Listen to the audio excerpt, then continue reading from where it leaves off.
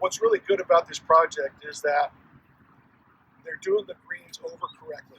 You know, we've had some clients that just want to sort of resurface greens, take off the top couple inches, rototill some stuff in and make it go. This is absolutely the best way to rebuild a green because you're going right down to the bottom and you're rebuilding it from the bottom up. What you do is you excavate a basin down to the natural dirt and you contour that surface to parallel what the finished putting surface is going to be like, okay? And then you put in drainage. There's a trunk line that goes right down the center, and then there's herringbone pipe that goes off every 15 feet apart all the way up from the front to the back of the green. Somebody asked, they heard the greens are getting smaller. Not true. Greens are getting bigger, okay? There are a few instances where there was a section of green that we couldn't grow turf on or wasn't getting used.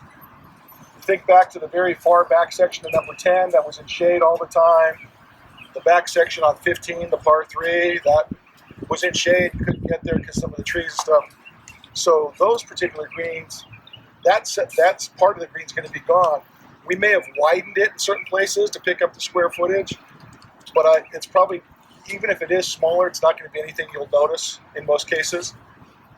Second green, everybody remember how narrow the front was?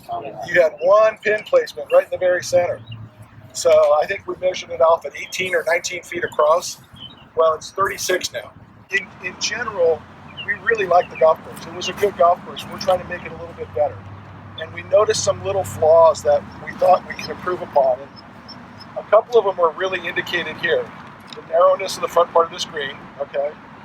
The fact that you had a bunker over there that really wasn't guarding anything, so we were able to wrap the green around it now. This is kind of an upside down L. So now there's a couple of flag hole locations back there on the left that'll be a touch more challenging. And then little things like these bunkers here on the side. The back one's gone, that's going to be filled in. But the two here on the side, instead of being in a row right behind each other so you couldn't really see them from the fairway, we staggered them. And if you look carefully, you can see now that this green angles just a little bit, maybe 5 degrees or so. Just allows us to stagger those bunkers to improve the visibility. So little tiny things like that we're looking at on each and every green to make it just a little bit better. One of the things that we try to do in our design work is look at all your par 3s and not replicate any of the challenges, and give you something a little bit different on every par 3 and the par 5s, and then we look at the par 4s as a group and we try to do the same thing. The whole object is to make you guys think, give you choices, okay? The last thing in the world Steve and I want to do in our design is dictate a single way for you to attack a golf hole.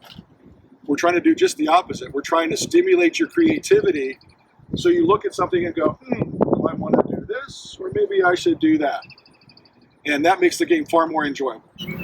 One of the gentlemen asked me, are we still going to have the fans around the green? Well, the Bermuda greens won't require that extra air movement. They're used to the hotter and humid conditions, so the fans will be gone. I wanted to be very honest with you and tell you that we don't always get it right on paper the first time.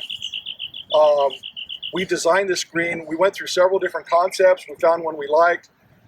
When we staked it out, we found out we didn't like it as much. And so we spent probably 3 hours out here this afternoon with the contractor trying different ideas and kind of liking them and then revisiting them and maybe not liking it. Finally, we think we've got one we really like. And so we'll be revising the drawings for that. And I just wanted to share with you that the design is it's a continuous process until the day you open the golf course. That's why we make site visits, so that we can look at the little details and get those right, and we can find the little opportunities that pop up when you're looking at it, but you never see on paper when you're looking at it, or on a computer screen. So we want to take advantage of those little opportunities, and that's why we come out and make site visits. Just to kind of wrap up, there are I think there were 6 greens where we made significant changes. 9 is one of them, or excuse me, 18 is one, 9 is another, 13, 17. They're just not far enough along yet to really show you. No, this is a really fun project to be involved in. Like I said earlier, this is a good golf course. We think we're going to make it better. And it's It's had a couple challenges trying to fit a green in here where grass would grow. And it's been the whole process has been fun. Yeah. And I'm happy with what I see, and I think you guys will be too.